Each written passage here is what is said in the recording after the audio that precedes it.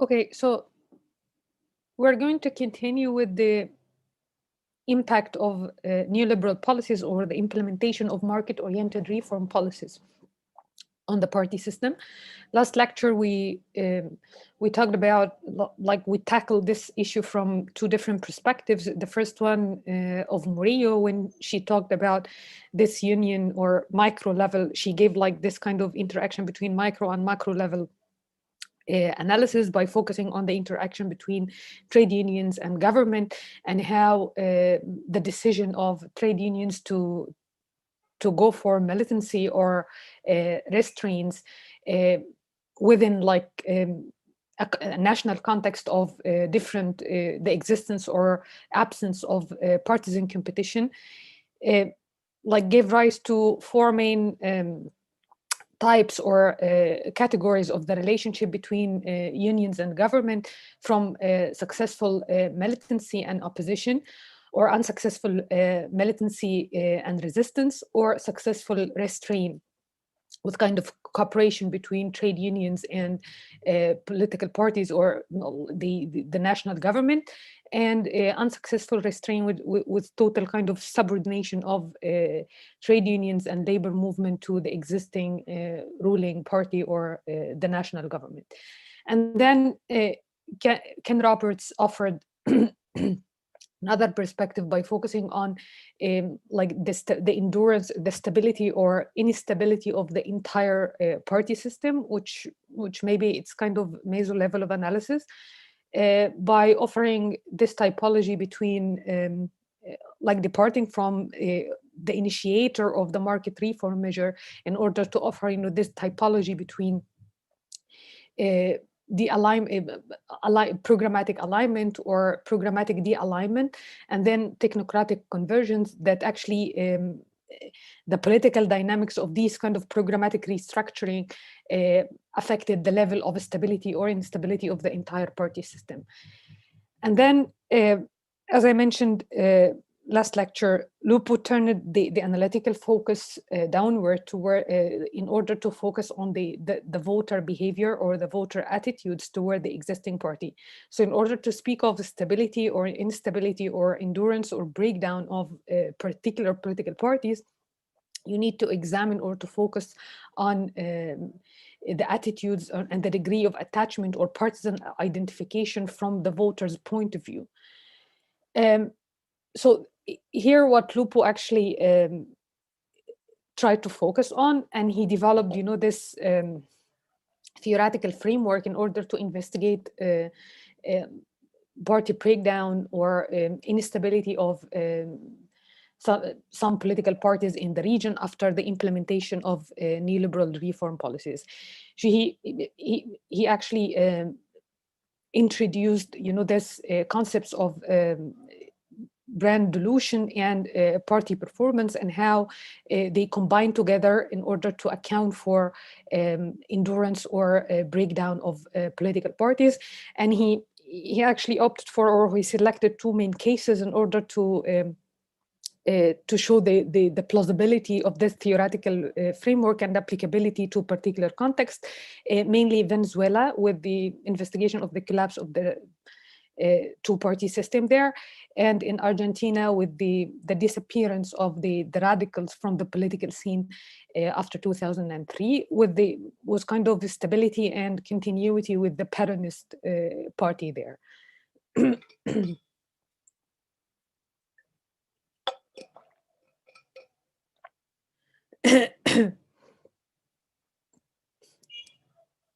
So like literature political science literature offers different explanations or examination of endurance and breakdown of party systems. So some studies focus on as long as the initial social cleavages and political struggles that give rise to a particular party system or particular political parties, as long as these cleavages and struggles endured, party system as well would endure. Or like it depends on the incumbent performance, how like political elites performed when they were in power. So that's why people in the subsequent election would cast or decided to cast or not to cast a vote for the same political figures or the same political candidates. Or some sort of institutional change, like the electoral rules or the electoral systems would reshape the entire party system as well, with the disappearance of particular parties and emergence of new political parties. But still, these explanations, as Lupo mentioned in his survey of the existing literature, these studies like don't pay much attention to the choices of the voters' choices and the voters' attitudes towards existing party. So that's why he tried to examine this the continuity and discontinuity with this partisan identification, and their effect, the attitudes and choices, the effect of these attitudes and choices on party breakdown or continuity or endurance of political parties. So needless to say that this kind of neoliberal turn or this policy switch troubled, so many political elites and many political parties, and led to some internal factions and internal conflicts within the existing parties. So some parties need, in order to implement these policies and in order to make this shift, to the right, they had to have this strange alliance with former enemies or former competitors. So it was like for the voters, it was kind of confusing for them. It was a confusing signal just to have this sort of alliance between ideological rival, for example. And these internal factions or internal conflicts inside, like within the existing parties as well, affected, their programmatic shift or this policy shift, and this affected, the choices and the attitudes of voters towards the existing parties as well.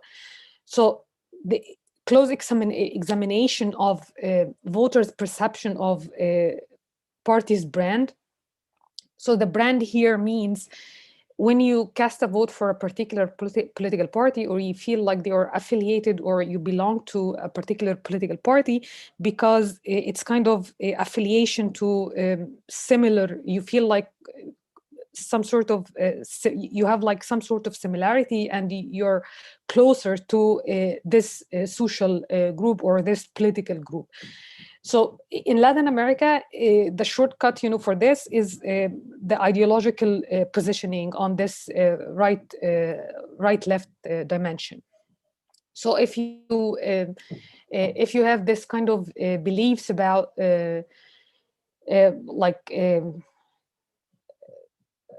just political order or redistributive policies and the role of the state in safeguarding some social rights and in offering some public goods or providing some public goods, so you're inclined more towards the leftist parties. And if you believe in this economic liberalization and market forces, so you have this propensity towards the rightist forces. So it depends on the brand. You decide for depending on this ideological positioning on the political spectrum, so you feel like you develop some affiliation or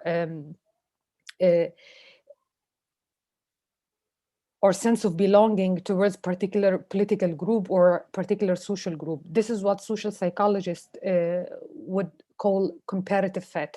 So according to this ideological positioning on left-right axis, so you have you have a particular party brand, and then you have your own choice in order to cast your vote, for this candidate or that candidate. So your perception of a party brand is essential, and it actually affects your electoral choices and your attitudes towards the existing political parties or your partisan identification. So by making this shift from left to right, for example, from previously populist parties or labor-pegged parties, so this led to some sort of inconsistencies in policy platforms or in the political programs, and this would send confusing and conflicting signals to voters. So as a voter, you might you're no longer, you don't have any kind of certainty about the future implementation of public policies, or how this political party would actually campaign on particular policy platform, and then upon reaching power, they would implement different policy programs. So there is kind of inconsistency when it comes to the policy platform or the political platform of these political parties, that they diluted, their brands. And by making this convergence as well, so in addition to this inconsistencies, there are some sort of ideological convergences as well. So by making some sort of alliance or approaching old rival or ideological rival, so your political party converged on center right, for example. So you no longer, you cannot differentiate, or you cannot distinguish the party brand, a specific party brand, from the other party brands, the existing, party brands as well. So this inconsistency and convergence will have some sort of electoral implications, will affect your attitudes towards the existing political parties, and will affect your identification or your sense of belonging to specific political parties. So the mechanisms here, by making this policy switch or ideological shift to the right, some political parties actually had to converge on a particular policy program. So you cannot distinguish between the different, policy programs and different party brands. So you no longer have some sort of diversity when it comes to political platforms or policy programs, and you feel that there is kind of inconsistency with the policy, with the political platform of political parties. So they may have, this leftist brand, but when it comes to the application of particular public policies or social and economic policies, you cannot differentiate between these the party's program, the leftist programs and the rightist programs as well. But again, like this brand, if political parties decided to dilute, their brands, but still, they can be credited with like good economic performance, you can still, as a voter, you can tolerate the brand dilution, because you're interested as well in your economic well-being. So if they perform remarkably well economically and socially, and they stabilize the entire economic system, and they have good good economic performance in office, so you may still cast a vote for this political party, despite the fact that it diluted its brand. So it might be you need another variable in order to make sure to what extent, this brand dilution is a sufficient condition for party breakdown. So when it comes to economic performance, so you need to, or it's actually, as a voter, you have to take this into your consideration as well. So if you, because it affects your tolerance level and subsequently your electoral choice. So perhaps like brand dilution with good performance, you can still like have kind of tolerance towards the existing party. But like brand dilution with bad performance, this would lead to the party breakdown. But if they maintain an even, you may have this strong partisan identification with this kind of brand maintenance, and the existing or the party you're affiliated with like perform badly in office, but the party maintains its brand, so stay like the party like it remains true to their ideological orientation or its own brand. So you may still tolerate its existence in office, and you may like and you keep making choice for this political party in different elections. So what Lupo introduced here, it's kind of depending on like this matrix or this 2x2 table. He introduced like the two variables are essential in order to offer like necessary and sufficient conditions for party breakdown or party system breakdown. So brand dilution and bad performance are essential in order to examine the endurance or the breakdown of political parties. So with the brand dilution here, it might be high or low, and bad performance might be like good or bad, like or yes or no. So here, if there is like low brand dilution and there is kind of good economic performance or no bad performance here, so the outcome here is party stability, as it happened with the Democratic Action Party in Venezuela in 1988. And with the high, as I mentioned, as a voter, you may tolerate, this high brand dilution, and but like within a context of good economic performance. So high brand dilution and no bad performance, it may lead to like partisan erosion, like this kind of identification, erosion of partisan identification, but still like the existing the entire system is stabilized in a way or another, as it happened again with the Democratic Action Party in 1993, and in and with the Peronists in 1995. They diluted, their brands, but they were credited with some sort of good economic performance in office. So that's why they continue to shape, the voters' choices and voters' preferences. But with low blend, like still like you can tolerate with the low brand dilution and bad economic performance. So the radicals, for example, suffered electoral defeat, but it didn't, the party didn't like fade away like the radicals in 1989 in Argentina. So that was the outcome, was party stability with electoral defeat.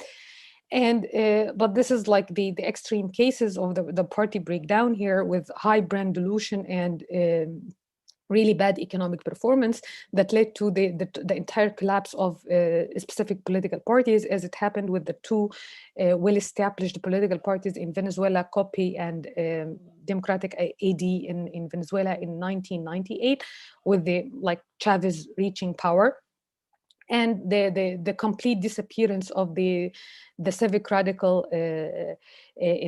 party in Argentina in 2003 elections. So with the cells highlighted in yellow, there is no kind of with the off diagonal cases here in AD in 19 93, Peronist 1995, and radicals in 1989. This kind of combined effect of brand dilution and bad performance resonated, within the two contexts, and he offered detailed examination of how like this mixture between brand dilution and bad performance affected stability or instability of political parties, because like the like with the lower right cell with the party breakdown, so there is kind of the combined effect of both is very clear and led to the party breakdown.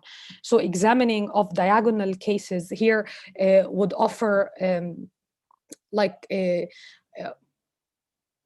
harsh test, to the theoretical framework, in order to examine if one variable, if actually one variable existed but the other condition or the other variable is absent. So this would lead to party stability, even with the slow erosion of partisan identification, or even with some sort of electoral defeat. Some voters or some citizens still, they had, certain orientation or attitudes towards existing party, as it happened in Argentina with radicals in 1989. So he actually examined the two cases, like Argentina and Venezuela, and he developed this most different system design, as they had like two different like polity structure, different some sort of economic structure or resource endowment, but they have like the same or social and ethnic composition, but they have like the same outcome, which is like partisan erosion and eventually party breakdown in both countries. So that's why he investigated them in some thoroughly, and offered a detailed account for party breakdown or party collapse in the two contexts, by examining the radical civic union in Argentina and the two parties, the Democratic Action, the COPI in Venezuela. So starting with this lower left cell with the UCR in 1989. So the party actually suffered economic crisis, but managed to maintain its appeal to social or electoral constituencies.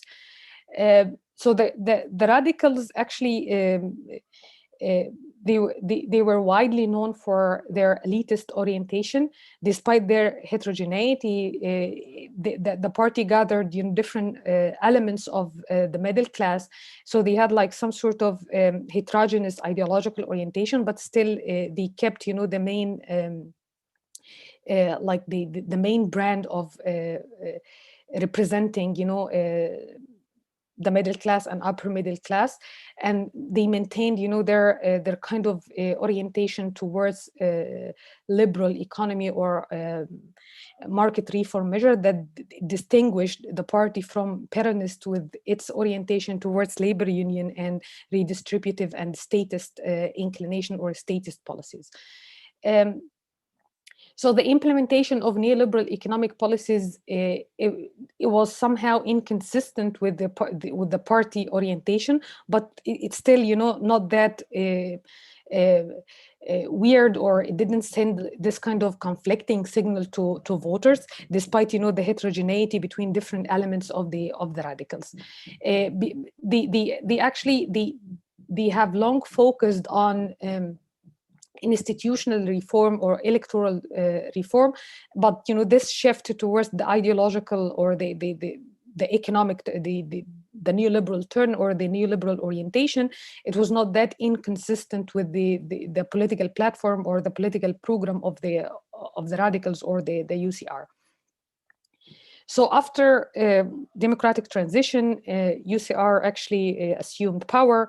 Alfonsine actually negotiated like economic reform program with the IMF in order to address or in order to recover the economy, especially to deal with the hyperinflation or the fiscal deficit in Argentina. But like Peronist, they had like the majority in the legislature, and they blocked the implementation or the promulgation of several laws or several policies in order to address the economic crisis. And actually trade unions organized some disruptive and some strikes in order to block, you know, the implementation of these neoliberal policies. So still at this point, there was distinction between policy programs of the Peronists and the radicals. And the Peronists, they refused to offer any kind of support, legislative support, for the policy program of the radicals when they were in office, or when like the Alfonsin as its candidate assumed ran the executive during that period. So it was like kind of institutional gridlock between the executive and the legislature, because the Peronist or the candidates or the Congress actually refused to offer any kind of support for the implementation for these policy programs. Ironically, when LaAm actually assumed power, and the UCR candidate Angelos lost elections to LaAm, so LaAm actually campaigned on a populist platform, and he actually opposed, you know, this the radicals' economic turn or the radicals' economic policies, but he himself as a Peronist leader, or as like affiliated with the Peronist party, he himself implemented, or he actually made, you know, this switch to the right. So we said that like last week, LaAm actually, in order to implement this, as like he cultivated this populist appeal to wide masses, and he broke, you know, this the link with the trade unions, and he co-opted some top leaders inside the Peronist party in order to mitigate or to neutralize their opposition to his policy program. And he reached out to some political parties, as the Union of Democratic Center, known for its support for the right or for economic liberalization and market oriented policies. So he actually shifted, you know, the coalition towards business associations, and managed to reach out to some elements in the state administrative apparatuses and the military establishment, in order to stabilize, or in order to go ahead and to proceed with the implementation of these neoliberal policies. So LaAm in power, he actually abandoned, you know, this Peronism as a category of understanding. So people were confused, like especially affiliated with the Peronist party, they were confused about, you know, the stand of the Peronist party when it comes to the implementation of these economic liberalization measures, because it ran against the ideological orientation of the Peronist party and its historical ties with the trade unions and labor movements, and its support for political activism as well. So people felt some sort or perceived actually some sort of inconsistency when it comes to the political program or the public policies implemented by the Peronist party, because it made, you know, this after having criticized the radicals when they were in office, LaAm himself, when he took power, he implemented the same policies he previously, or his party actually previously criticized. So they made, you know, they implemented the same policies that these policies were similar to the policies introduced, or even the platform USR campaigned on. in 1989 elections. So this led to cabinet resignation. Some members in MNM cabinet actually decided to resign, and some political leaders or some members defected from the party. But it didn't reach the point of it didn't reach, like, this crisis point, to the extent that some electoral constituencies and some top leaders actually led to the defection of these political leaders or party members, and this detachment from Peronism, or voters' detachment from Peronism at this point didn't reach, the stage of crisis that would lead to the collapse of the entire party. But again, this kind of brand delusion was coincided with some sort of approachment or convergence with the radicals as well. So according to the constitution, there was a provision that prevented LaAm from getting re-elected, to get re-elected for a consecutive term. So that's why he had to negotiate with the radicals in order to amend, to make this kind of constitutional amendment in order to enable himself to get re-elected. So that's why there was kind of convergence between the two parties in what became officially known as a Pact of Olives, in order to guarantee or in order to enable LaAm to run for presidency for another consecutive term.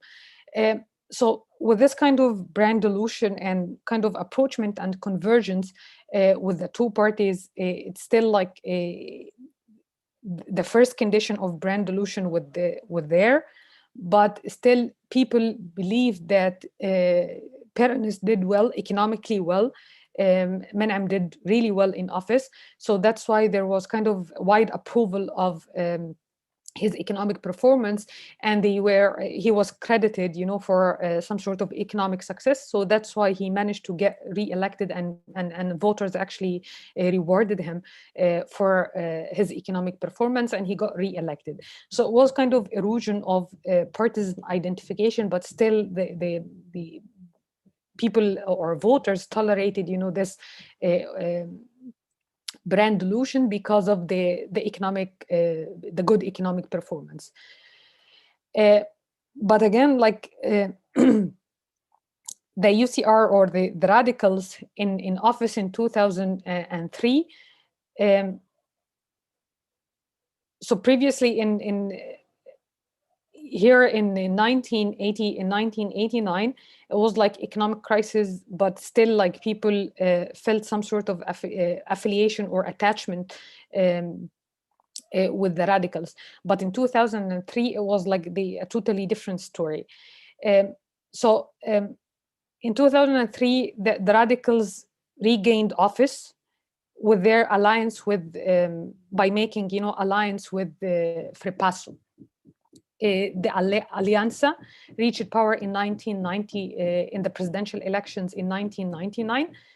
And actually they campaigned, the radicals actually Alianza actually campaigned on a different platform, exposed themselves as a moderate alternative to Peronist or LaAm's economic policies. So that's why they promised some sort of wage increase, some sort of social spending, some sort of public good or social goods provisioning.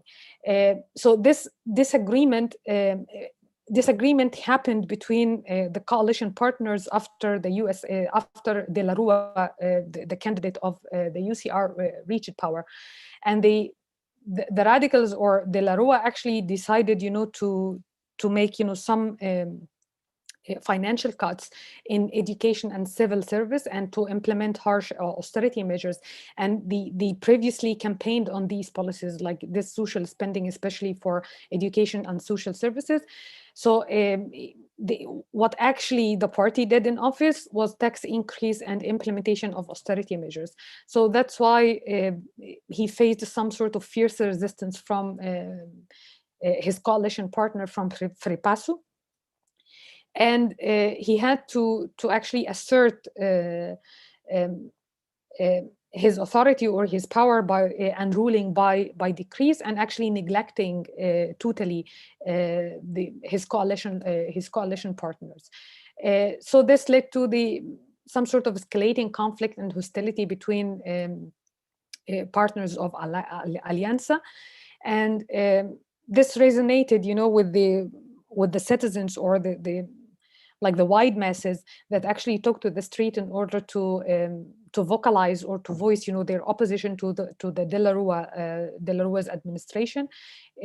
Was like commonly known as, they had like, this widely known banner of "throw them all out from office" in 2001. So people like organized massive contentious action and marches and demonstrations that led eventually to the ousting of De La Rua and removing him from office in 2001. And then Peronist had to, they actually controlled the Senate, and they appointed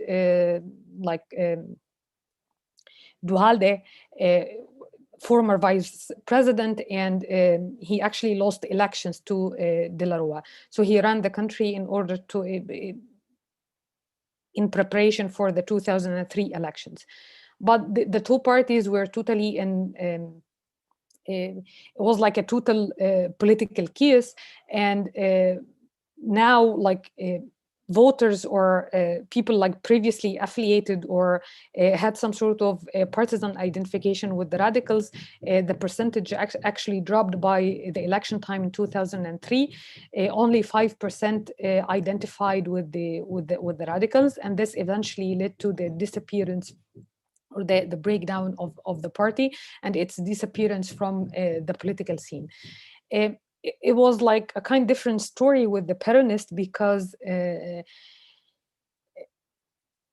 party internally divided between those who supported LaAm and the emergence of Nestor Kirchner as well. He campaigned actually, or he represented another faction inside the party that needed to retain, this Peronist thrust, and opposed this a radical shift to the right. So that's why Kirchner managed to reinvent, Peronism, or to reinvent the party, and exposed himself as a true representative of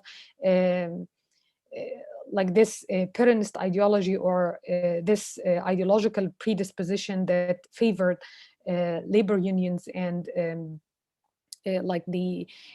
believed in this state role in economic affairs, in order not entirely in market forces. The state, had a role the state, has to have a role in order to guarantee just social order and fair distribution of economic resources. By overhauling, this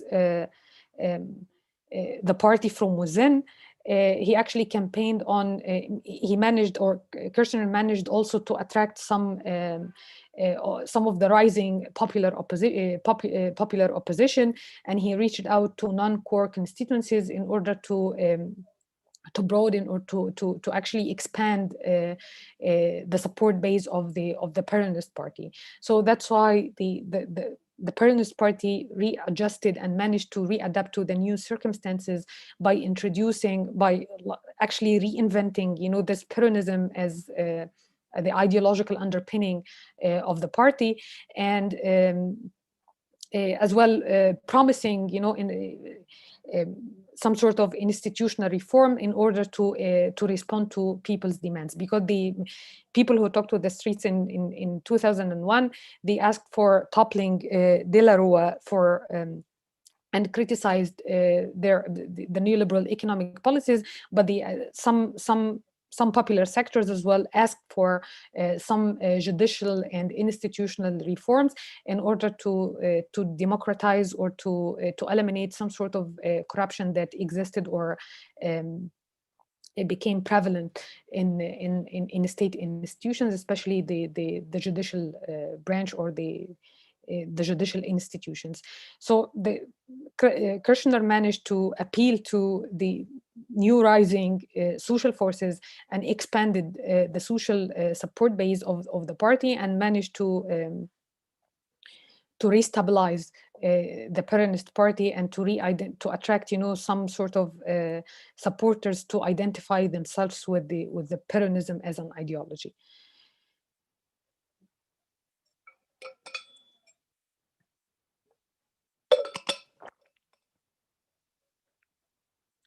With the AD in Venezuela, the party enjoyed some degree of stability in 1889, and still, like in 1993, with the implementation of some economic reform programs, some sort of erosion of partisan identification was there, but people still at this point, found some degree of attachment with the existing political parties, despite the fact that they diluted, their, especially AD at this point, diluted their brand. So actually, the economic crisis obliged political leaders in order to implement some sort of deregulation and stabilization programs, and especially with the decrease in oil prices as well in Venezuela in 1993. So Lucenche administration in 1880, by 1988, is still, the president or the administration decided, to introduce some neoliberal or economic reform measures in order to address the hyperinflation or the fiscal deficit problems. But still, the administration faced some sort of challenges and resistance from the AD party and the affiliated trade unions.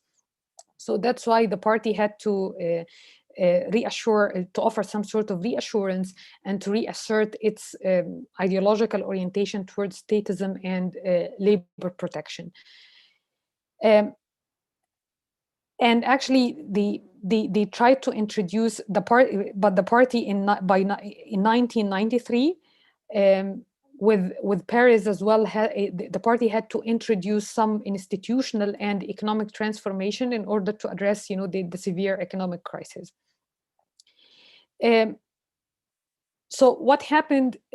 Like, the party initially supported, the executive program in order to address the economic crisis, but later, like, Perez was stubborn, and he decided he needed some sort of extraordinary authority or power or delegation from the Congress or from his party in order to address the economic crisis. And this is what the political party and the legislature actually refused to proceed with. But actually, the severity of the economic crisis obliged the executive to implement these harsh economic policies that actually triggered resistance and challenges from trade unions and the popular sectors as well. So Perez actually stubbornly proceeded with these market-oriented policies, and he started to place blame on the previous administration, the Lucenche administration, and this triggered intra-party conflict and triggered internal conflict within the AD, and they had the party as well by or the president by triggering or fueling these kind of internal disputes, he had to reach out to the political opposition, the copy, in order to collaborate and to arrange some sort of to arrange effort in order to implement these new economic policies. So with this kind of brand dilution and the inconsistency with implementation of new economic or market reform policies, the party campaigned on a different, policy program, and then this under the imperative or the severity of the economic crisis, the party had to proceed with um, or to follow the prescription of the IMF and the international financial institutions, and this led to inconsistencies with the um, in its policy, or in its public policies and its policy platforms and programs as well. And this is on the one hand. On the other hand, so the AD had to approach and to had like some sort of collaboration with the previous competitor or rival copy in order to implement these policies. So what happened during Perez administration in 1992, Chavez actually plotted a coup attempt, but it failed, and it triggered, some sort of rejection from both parties, the copy and AD. But it actually indicated, the wide dissatisfaction with the existing administrations or the existing political parties. But still, at this point, like with the with this kind of hostility or internal disputes between different AD leaders, or this dislocation between Perez and his party, the executive ruling party relations, and with the convergence, ideological convergence with the AD and copy, with this brand dilution and the existence of both like inconsistency and convergence, electoral, or the voters is still like had this sense of belonging or partisan attachment with the both parties, because they still at this point they remained neutral when it comes to the economic performance. It was some sort of indications and signals of wide popular dissatisfaction, especially with this failed coup attempt. But still, like the vast majority remained neutral when it comes to the economic performance of the existing administration. You can Lupo actually used his own calculations and resorted to survey data in order to measure, this degree of satisfaction or dissatisfaction with economic performance of existing administration. But still, voters remained neutral, and it was it proved in the subsequent election, people voted, for the same or the existing political parties. So in the subsequent administration of copy with Caldera, the economic crisis actually hit hard with the declining of the oil prices, and some actually the largest commercial banks actually declared their bankruptcy. So that's why they had to proceed with this harsh economic policies or market reform policies in order to stabilize or to recover the economy. And they had at this point the ED actually openly supported Caldera and offered him extraordinary power in order to proceed with the implementation of the new economic policies. The party previously disagreed or rejected to offer, the same decree power to his president in power, Perez in power.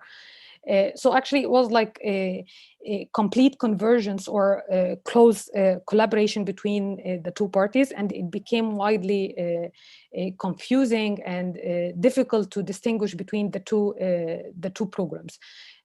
So the party, the copy, actually consistently opposed Caldera's economic policies and his abrupt or rapid his path at which he implemented these harsh economic measures. But widely, it became very difficult to detach or to make, you know, this dissociation between the president and his party.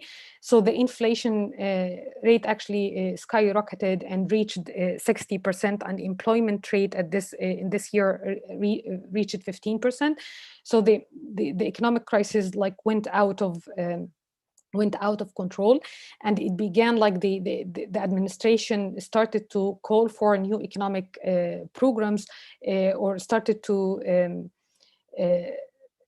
to call for a national unity government by inviting different oppositional figures, including Chavez, in order to see like how to proceed, you know, with the harsh economic programs to stabilize or to recover the economy. So with this kind of convergence between copy and AD, and with this kind of inconsistency when it comes to the implementation of neoliberal economic policies or market liberalization reform, voters, you know, didn't distinguish between the two programs or the two policy platforms, and started to place blame on both administrations or both parties for bad economic performance, or the severe economic crisis that both administrations or both parties, you know, fail to address carefully. So that's why in 1998 elections, both parties, they didn't have like a credible candidate to appeal to voters and to attract, you know, some sort of social support. So that's why like it became like it gave way actually to the context or the environment was conducive for Chavez or any political outsider to campaign on populist platform or anti-elitist or anti-establishment platform in order to appeal and to appeal to the wide masses and to attract, you know, some popular support, especially with this rising economic crisis and this discrediting of both parties, political elites of both parties, with their inconsistencies and their ideological convergence on the rightist policy platform. So this actually paved the way to Chavez to reach power with nearly 56% of the national vote in 1998. And we we'll examine this in some detail in a couple of weeks, with the emergence of outsiders and the effect of the outsiders on the quality of democracy, or the question of liberal representation. So here, like the mix between, you know, this kind of brand illusion and bad economic performance would account for party breakdown in radicals in Argentina and AD and copy in Venezuela. So there would be no problem with this kind of, with no brand delusion at all, or with good economic performance. This would stabilize the party system, or it would lead to the party stability.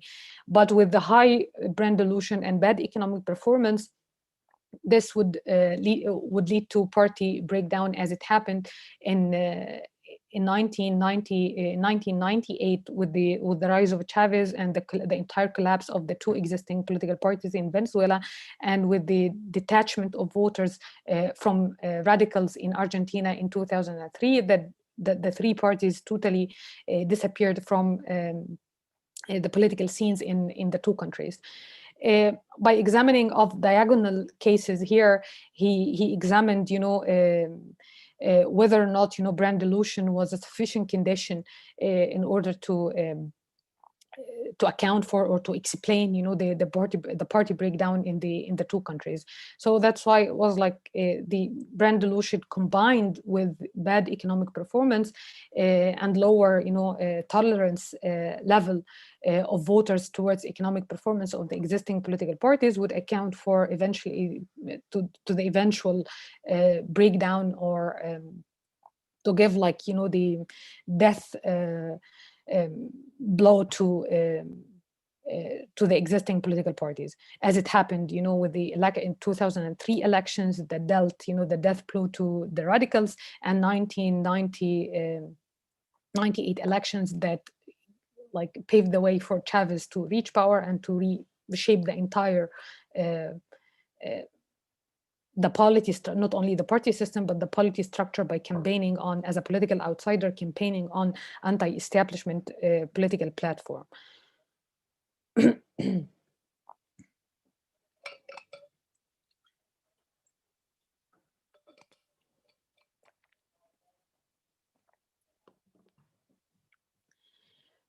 So as I mentioned, we will investigate in some detail the emergence of political outsiders and whether or not they would offer like a viable alternative to the liberal paradigm or the liberal representative paradigm of democracy.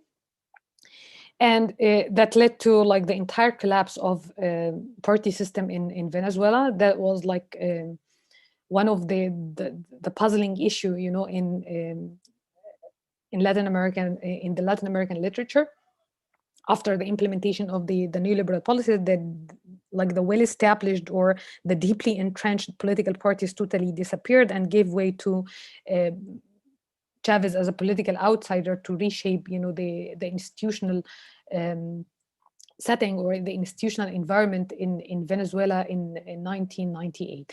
And then the party system didn't entirely collapse in Argentina because of what actually Kirchner did with the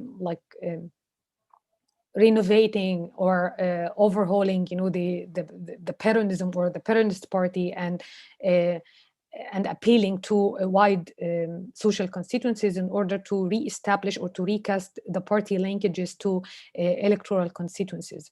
So it was like a skillful, leadership managed to readapt, the political party to the new emerging circumstances or the new rising political and popular opposition that led to that actually gave a chance to the Peronists to endure or to renew the party and to assert their continuity and endurance in the political scene in Argentina.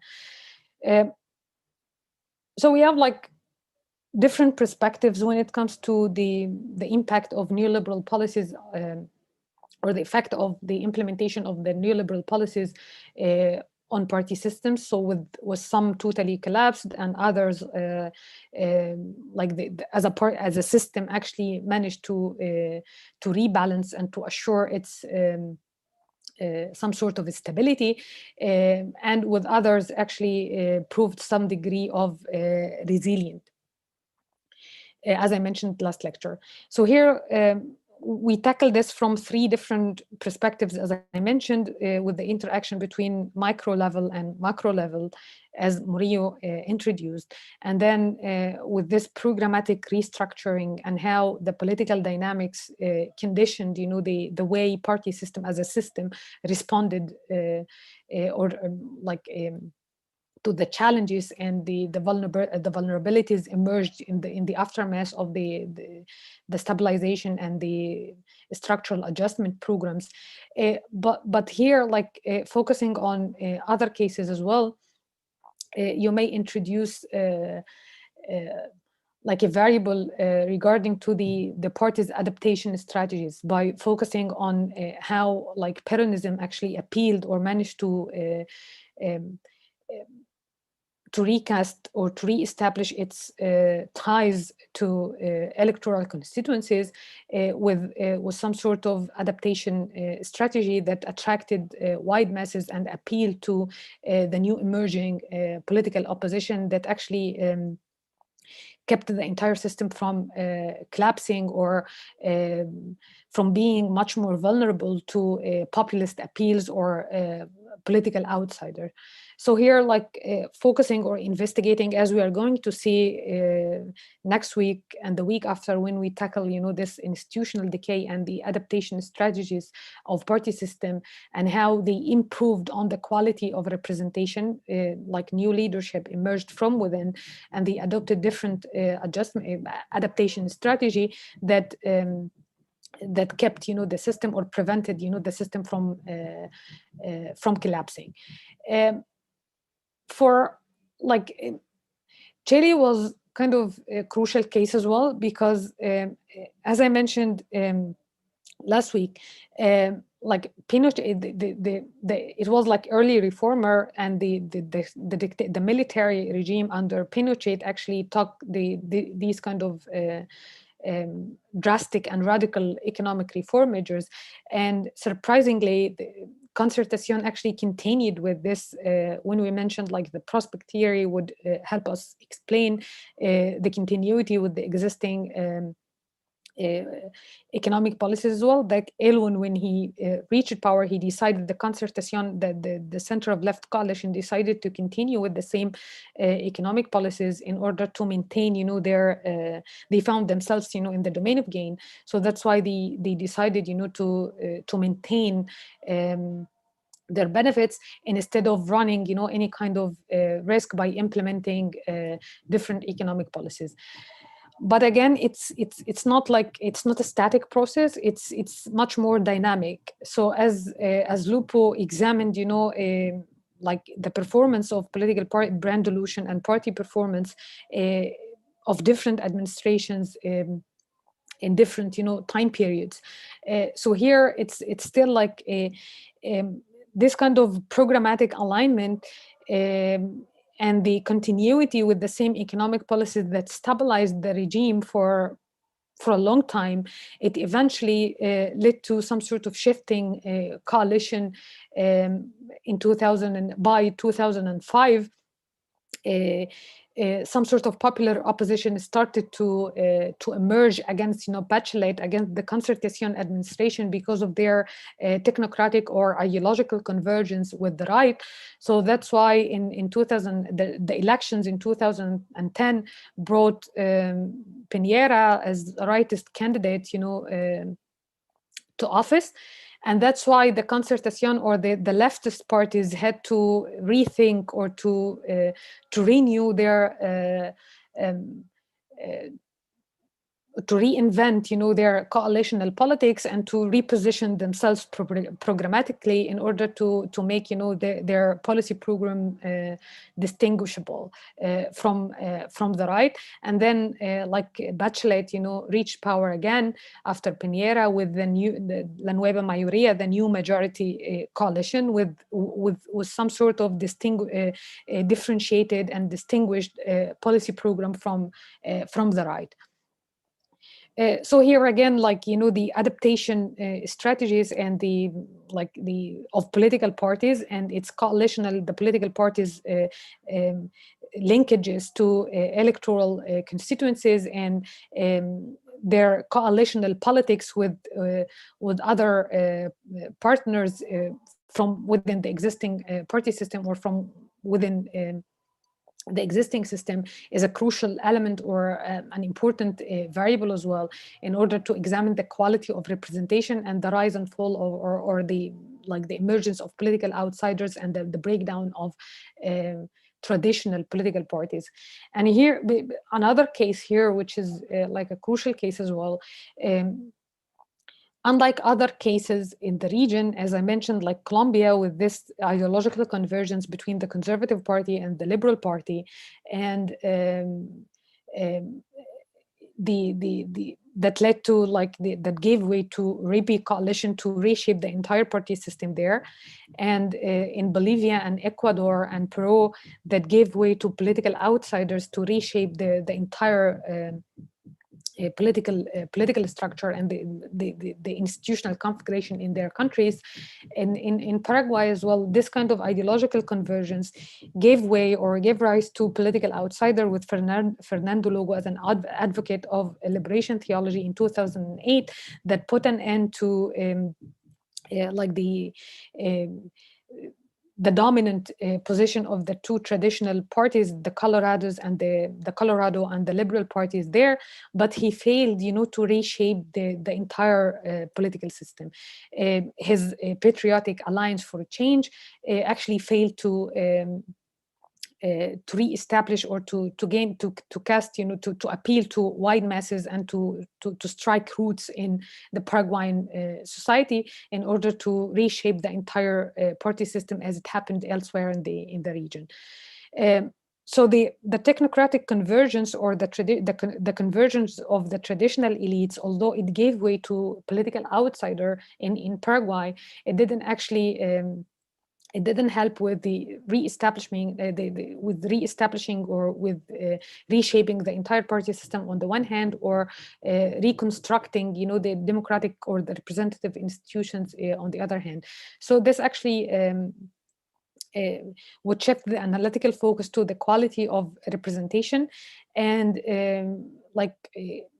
close inspection or examination of political outsiders' policies and discourse, in order to stabilize or to consolidate their power and to strike roots in their societies. And this is actually what we are going to examine in some detail over the next 2 weeks: the quality of representation and then social movements. And then we are going to tackle, you know, the issue of political outsider and the quality of democratic representation, when we focus mainly on Chavez in comparison with other cases in the region. And with the social movements and the indigenous movement, we are going to examine, you know, the Morales in Bolivia and Korea in Ecuador as well. So this is like the issue of the quality of representation and political participation and political outsiders that we are going to investigate in some detail over the next 3 weeks. So that's all for today, and see you next week. Bye.